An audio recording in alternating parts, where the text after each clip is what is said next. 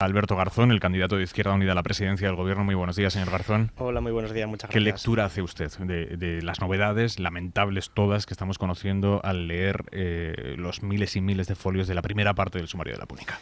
Bueno, estamos sumando claramente más documentación y más información, más datos a lo que ya veníamos conociendo de forma abstracta y de forma general. Yo siempre he defendido que el Partido Popular es una trama de corrupción que se presenta a las elecciones. ¿Por qué? Porque esto no quiere decir que todos los miembros del Partido Popular sean corruptos, ni mucho menos. Quiere decir que hay una estructura que está viciada, que construye redes clientelares y que parasita el espacio público y el espacio privado.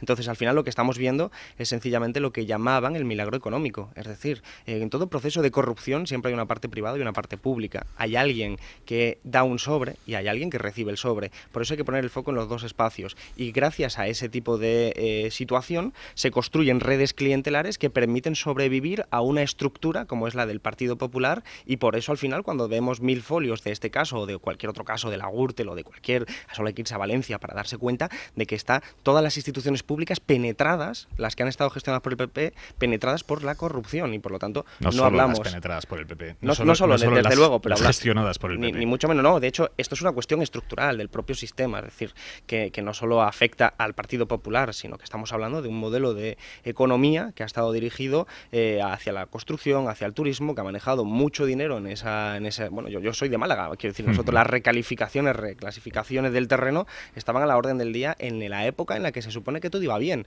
y esta era, en última instancia, la causa de la corrupción de hoy. Señor Garzón, acabamos de hablar en Hoy por Hoy con Lluís Rabell, que va a ser el hombre que va a encabezar la confluencia de izquierdas en Cataluña. Va a encabezar la lista en la que se integran Podemos, Iniciativa y Esquerra Unida allí en Cataluña. ¿Envidia usted la confluencia catalana? Bueno, no es una cuestión de envidia, desde luego, es una cuestión de decir, bueno, eso es un punto de acercamiento básico, yo creo que debería ser una enseñanza. Si se puede en Cataluña, ¿por qué no se va a poder en el resto del Estado? Una confluencia que no es un fin en sí mismo, sino que es un instrumento para transformar la sociedad.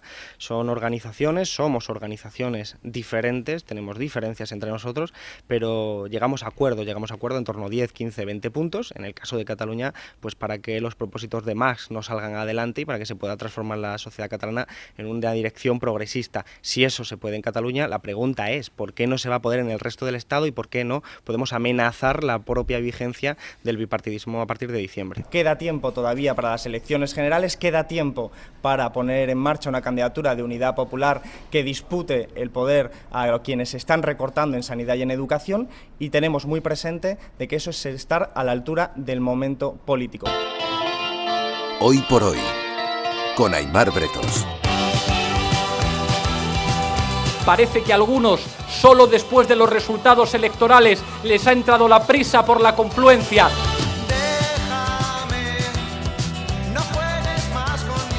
Puede ser un verdadero drama electoral, en tanto que la ley electoral penaliza enormemente.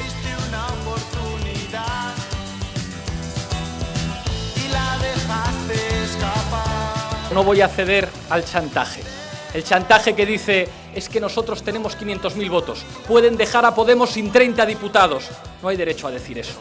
No voy a ceder a ningún chantaje. Va a ser la gente la que nos lleve a ganar las elecciones. Con toda la humildad, nosotros no somos la tabla de salvación de nadie.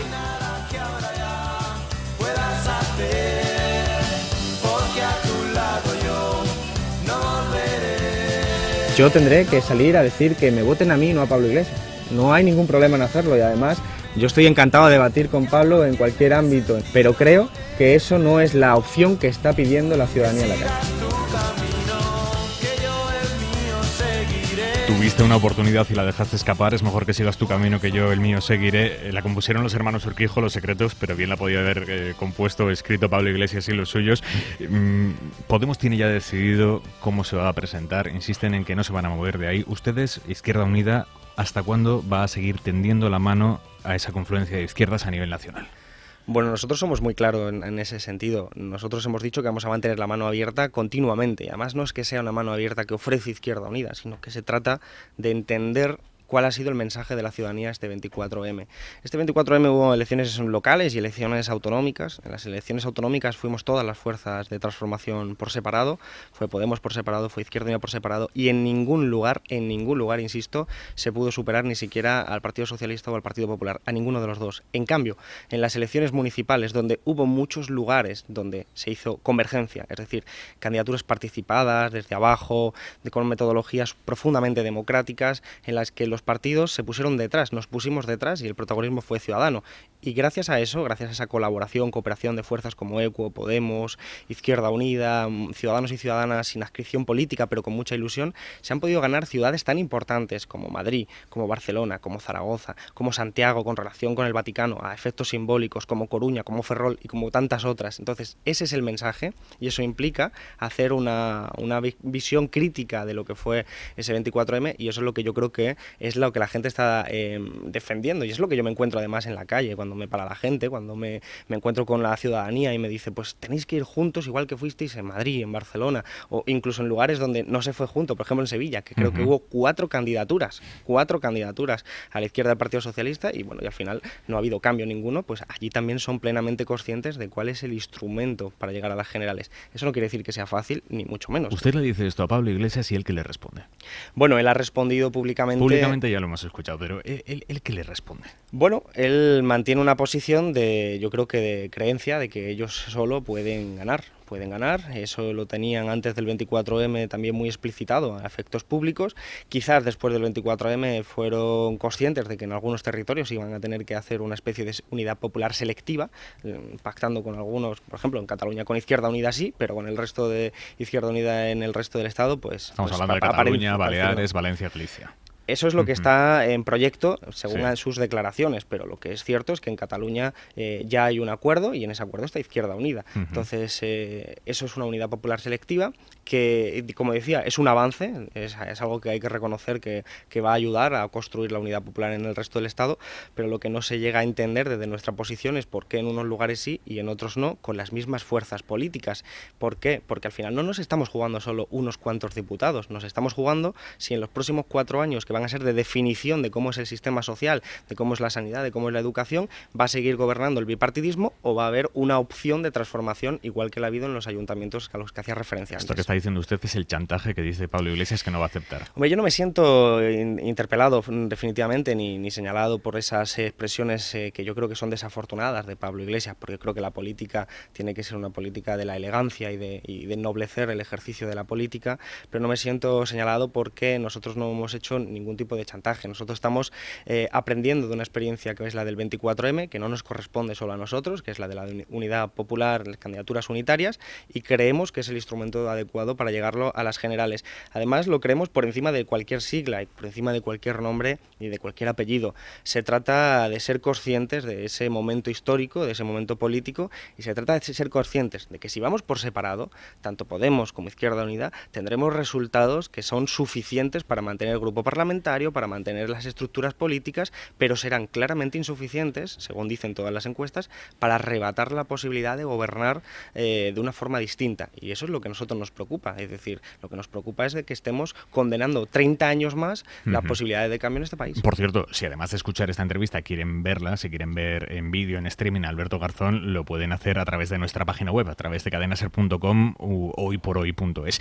Señor Garzón, ¿cree usted que Pablo Iglesias y gente cercana a él pueda estar tomándose cierta revancha por el no que en su día recibieron por parte de Izquierda Unida? Bueno, yo me entiendo que a veces en la política, o muchas veces, los elementos personales influyen de forma determinante. No, digo que eso puede pasar. Lo que no sé es si le ocurre a las personas que estamos haciendo referencia. Yo espero que no. Sinceramente espero que no, y además yo le tengo mucho respeto a Pablo, aparte de ser un amigo le tengo pues un reconocimiento político dentro de nuestras diferencias, de que es una persona que ha sabido leer el momento político, aprovechar, y nadie negará que Podemos ha sido un instrumento de cambio y transformación, ha determinado la agenda política, ha conseguido hacer muchas cosas que yo creo que son muy positivas para este país, pero nos encontramos en una fase distinta, una fase en la que hace falta no ya solo generosidad como un valor moral, sino inteligencia política para llegar a transformar el país. ¿Dónde están las reticencias? ¿Es solo Pablo Iglesias? ¿Es Pablo Iglesias y más gente? ¿Es toda la cúpula de Podemos? ¿Quién es? ¿Quién no quiere pactar con Izquierda Unida? ¿Quién dice es que Izquierda Unida resta Bueno, yo no comparto lógicamente esa tesis de que Izquierda Unida reste, como no resta ECUO, como no resta ninguna otra fuerza política que no sea Podemos. Yo creo que las sumas multiplican, si se hacen bien, lógicamente. Creo que las elecciones municipales lo pueden demostrar y creo que hay resistencia siempre. Nosotros en Izquierda Unida hemos tenido muchas resistencias para hacer un proceso de renovación que ha culminado conmigo como candidato a la presidencia del gobierno, cuando yo soy dirección de Izquierda Unida desde hace 3 años, es decir, antes de esto era un militante de base. Eso expresa la generosidad con la que actúa Izquierda Unida, una fuerza profundamente democrática que ha hecho un proceso de autocrítica y que ha hecho un proceso de renovación. Y profundamente unida ahora en torno a esta oferta de confluencia. Absolutamente, de hecho la propuesta de Unidad Popular fue aprobada en un órgano por el 91%, es decir, algo que además en Izquierda Unida, te lo puedo asegurar, no es nada fácil conseguir esos porcentajes de consenso, porque somos una fuerza muy heterogénea, muy plural, que en muchas ocasiones tiene muchas diferencias, pero aquí es que es casi, como nosotros decimos, un clamor. Cuando yo te pongo un caso muy anecdótico, ¿no? Cuando Pablo y yo estamos en una manifestación, en un acto público, la gente corea siempre Unidad Popular, Unidad Popular, Unidad Popular, la gente de alrededor, de forma espontánea. Es decir, hay un sentimiento de es tan obvio lo que hace falta hacer que todavía no se entiende por qué no se han puesto tantas las facilidades que se pusieron, por ejemplo, en procesos de las municipales. Y en ese sentido, en Izquierda Unida lo tenemos muy claro. Creo que lo tienen claro además muchas otras formaciones. Estamos hablando de ECUO, estamos hablando de ANOVA, estamos hablando cuyos dirigentes siempre públicamente lo han manifestado así. Y hay unas resistencias que tienen que ver, pues probablemente con una estrategia legítima de Podemos, que además, a mi modo de ver, es un error, pero yo no soy quien va a valorar la estrategia de Podemos, pero sí reconozco allí elementos de error que ya hubo en Izquierda Unida. Quiero decir, yo era crítico. ¿Cuáles han sido los errores de Izquierda Unida en este proceso? Bueno, a mi modo de ver, estamos hablando ya de tiempos anteriores a las europeas, había un porcentaje en las encuestas que iba en torno al 15% en muchos casos, en Madrid de hecho había incluso del 20%, y había cierto conformismo que era el reflejo de una falta de ambición política, un reflejo de que ahí no se estaba dispuesto a arriesgar lo suficiente, siendo un momento político tan importante como el que era, y defendíamos algunos a ser mucho más valientes, mucho más audaces, pero finalmente lo que vivimos fue la irrupción de Podemos, y Podemos pues sacó ese resultado tan positivo, que fue un 8%, nosotros sacamos un 10%, manifestó que había ahí un espacio de apertura a la izquierda del PSOE, que era posible pues canalizarlo. Y una de las cuestiones que me acabas de preguntar tú además antes, era la del tema de por qué no con Podemos antes de las europeas. Bueno, pues hubo una cierta visión de que Izquierda Unida era el instrumento útil y que no había nada más al margen de Izquierda Unida, y que quien quisiera formar parte del cambio se metiera en Izquierda Unida. Eso es una tesis que yo combatí desde el principio, igual que otra mucha gente, que ya no es dominante, y desgraciadamente donde la veo es en Podemos. Ahora mismo, ese mismo discurso que se mantenía, que yo creo erróneo, que estaba en Izquierda Unida, desgraciadamente a veces se escucha ahora en Podemos diciendo, oye, vale, si quieres ser parte del cambio, lo que tienes que hacer es abandonar tus historias, tus siglas, tu identidad y pasar por debajo del futbolín para formar parte de Podemos. Y yo creo que eso, siendo perfectamente legítimo, pues no obedece a lo que la gente está reclamando. ¿Sabe usted que cuando uno habla en privado con personas de Podemos, incluso en público, recientemente también lo ha dicho Pablo Iglesias, dicen, es que el sitio de Alberto es Podemos. Él está con una mochila que no es suya, él está tocando lidiar un toro que él no ha criado, y su sitio es este, lo que pasa que él cayó allí y entiendo que esté allí, pero su sitio es Podemos. Bueno, yo siempre agradezco ese reconocimiento porque implica en cierta medida pues un elogio político, pero no estoy de acuerdo. Yo no tengo una mochila que no sea una mochila ligera, una mochila liviana con la que yo me permita pues andar, correr, saltar, porque me siento muy cómodo con mis ideas, con la defensa de este proyecto. Estamos hablando de un proyecto que tiene historia, por supuesto que tiene historia, es decir, hace 4 o 5 años el 80% de la población votaba PP y PSOE, nosotros éramos la única fuerza como una aldea gala que resistía a los procesos de especulación. Yo soy de Málaga, lo he vivido en carne propia, en la Costa del Sol, en Marbella, lo hemos vivido en Toledo, en Seseña, lo hemos vivido en Baleares, hemos tenido concejales a los que había que ponerle guardaespaldas por haber denunciado la corrupción, hemos desvelado 100 casos de corrupción corrupción, y a pesar de eso, insisto, como una autocrítica, la gente no nos votaba. Quiero decir que prefería votar al cacique de turno, prefería votar a los de la trama púnica, prefería votar a los de la Gürtel. Eso sucedía, pero eso es una historia bonita, eso es una historia hermosa de quien defiende sus ideales a pesar de ir en contracorriente. A mí no me pueden decir que eso es algo que me pese. ¿Le duele especialmente el caso de Tania Sánchez, una persona que llegó a ser candidata por Izquierda Unida en la Comunidad de Madrid hasta que la Federación de Madrid la echó, se la cargó? Usted se mojó mucho por ella, y ahora es ella la que dice: no, confluencias no, tenemos estrategias tácticas muy distintas, confluencias no. Bueno, es una opción personal la de Tania, la de que ha sido este recorrido de los últimos meses, con el que yo lógicamente no estoy de acuerdo. Yo defendí la candidatura de Tania frente a una federación que se mostraba profundamente antipática con la transformación social y con la renovación en Izquierda Unida, una federación que además nosotros pues ya hemos sabido reconstruir en el ámbito de Madrid. Y ¿Está que reconstruida? Está reconstruyéndose, es decir, nosotros lo que hicimos fue directamente empezar a arreglar en un proceso los problemas de esa federación, y ahora mismo está en un proceso de reconstrucción. Pero al margen de eso, yo apoyé la candidatura de Tania, igual que apoyé la candidatura de Mauricio, y porque no fueran ellos en persona, es decir, no por una cuestión personal, sino porque reflejaba una forma de entender la política que yo compartía. Por eso es muy importante que yo acepte el lado, digamos, personal de Tania, aunque no lo comparta, porque creo que los dirigentes políticos, sin una organización detrás, pues somos mero elemento de añadir un valor añadido casi del ámbito de la comunicación política, porque somos conocidos, porque podemos caer bien, pero para transformar la sociedad hace falta organización, y dicho de una forma, yo sin una organización detrás no soy nada. Hablábamos antes de Cataluña sí se puede, la candidatura en la que se va a integrar la marca catalana de Izquierda Unida. Para usted, ¿Cataluña es un sujeto soberano? Para mí, la solución de los problemas de identidad nacional que existen en este momento en el Estado pasan por un Estado federal que defienda el derecho de autodeterminación, es decir, para que los diferentes pueblos, ya no solo del Estado español, sino de toda Europa, puedan definir su futuro. Yo creo que, de hecho, al final ninguno optaría por una independencia, por el mundo en el que vivimos, pero sí que están defendiendo con mucha legitimidad los procesos de identidad nacional que tienen que ver con la defensa de su identidad, que es algo que además está por encima de los debates científicos. Es una cuestión eminentemente emocional y política. En ese sentido, nosotros tenemos muy claro cuál es la posición. La posición es derecho a autodeterminación, por lo tanto facilitar las consultas para que el pueblo opine es una cuestión eminentemente democrática, pero que debería ser vinculante, un referéndum solo para los catalanes, vinculante, 50,01, adelante. Efectivamente, además creemos que es la mejor estrategia posible, incluso para defender un espacio de diálogo político, como puede ser el caso de Escocia recientemente, en los últimos años, en el que poniendo a disposición los mecanismos democráticos, la población es la que elige, porque solo quien es soberano no es el pueblo catalán, son los pueblos, es decir, son los ciudadanos y las ciudadanas los que tienen esa capacidad de decidir, no lo hace Mariano Rajoy. Pero ¿sabe usted que en el caso de Escocia, al final Londres, a falta de unas semanas, terminó dando todo lo que tenía y más para que votaran no? Pero porque es un elemento de negociación, claro que sí. Es decir, ¿usted cree que la estrategia del independentismo es estirar para negociar mejor? Bueno, es que la estrategia del independentismo yo no mezclaría lo que es a Artur Mas, por ejemplo, con todo ese nacionalismo rancio que se permite hablar en nombre del pueblo catalán y sin embargo recorta en sanidad y en educación al mismo pueblo catalán, que un deseo profundo de decir yo quiero reivindicar mi identidad nacional catalana frente a una identidad nacional española que no la siente como propia. Entonces a eso hay que darle una respuesta política. ¿Y cuál debería ser?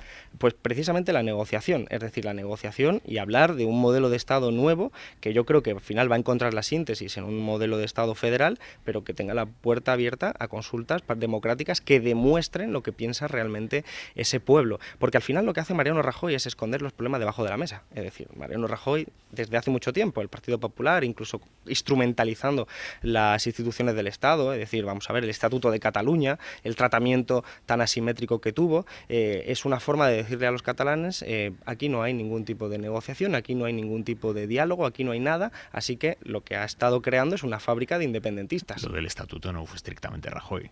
No, pero por eso decía lo de la instrumentalización de las instituciones. Yo soy andaluz y el Estatuto Andalucía tenía muchos elementos equivalenciales con el Estatuto Cataluña y donde se puso el foco fue en Cataluña, no se puso en Andalucía. Es decir, donde se pusieron así como levantando el grito de alarma fue precisamente precisamente con todo lo que provenía del mundo catalán.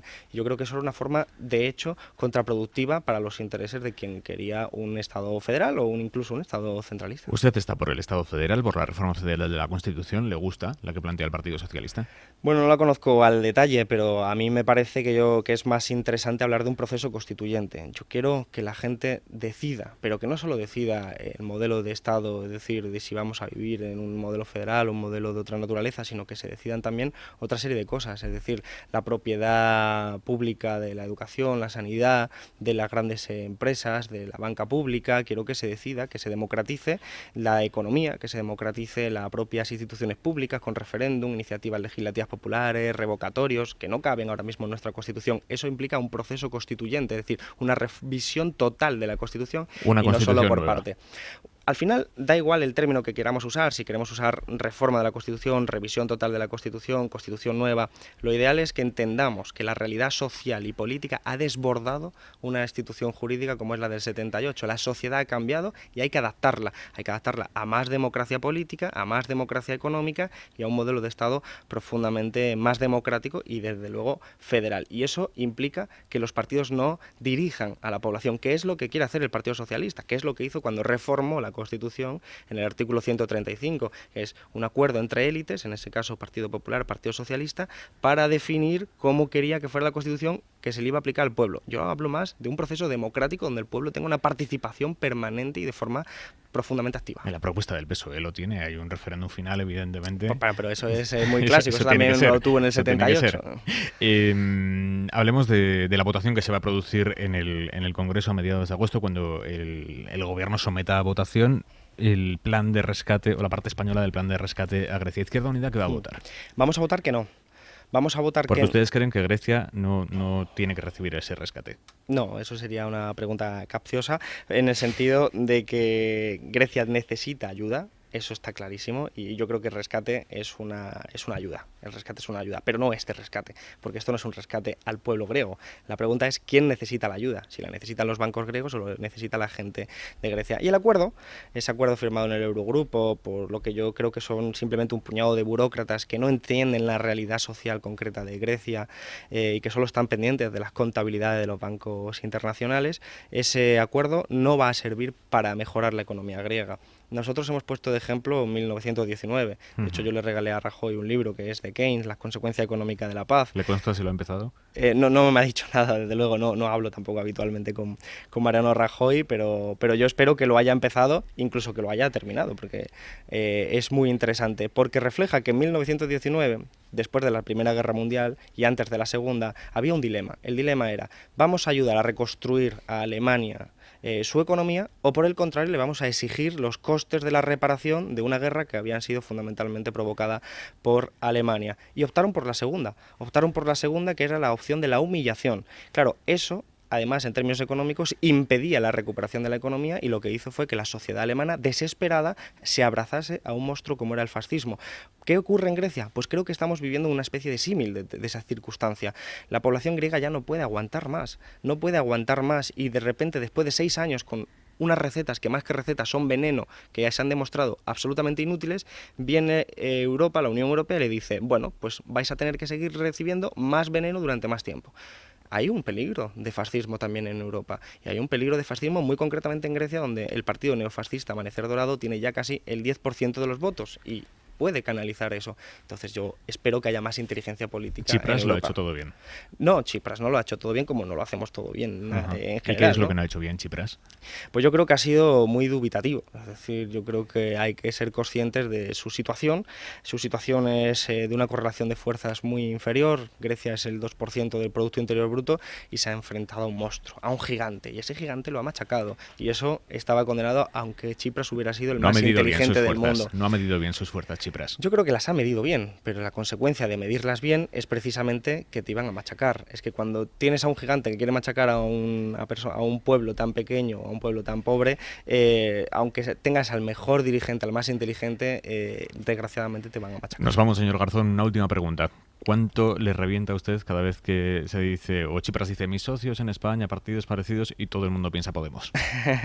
Bueno, yo no soy mucho de quién es el padre político, de quién, ¿no? Es decir, a mí eso no me preocupa. Nosotros tenemos una relación muy estrecha con Syriza hace mucho tiempo. De hecho, ellos conformaron su coalición, que es una coalición de izquierda, lo que aquí llamaríamos despectivamente sopa de siglas. Eso es lo que es Syriza, está en el Partido de la Izquierda Europea, donde estamos nosotros, y Podemos, por ejemplo, no está. En ese sentido, tampoco hay que pelearse por quién es más quién. La cuestión es, ellos están defendiendo los intereses del pueblo griego y creemos que aquí se está defendiendo por nosotros. Alberto Garzón, candidato de Izquierda Unida a la Moncloa, que no quiere ser candidato de Izquierda Unida a la Moncloa. Bueno, no, sí lo quiero ser. ¿Quiere ser candidato de otra cosa? No, quiero ser de Izquierda Unida, y lo voy a seguir siendo. Nos vamos. Muchísimas gracias por haber estado esta mañana en Hoy por Hoy. Muchísimas gracias, de verdad.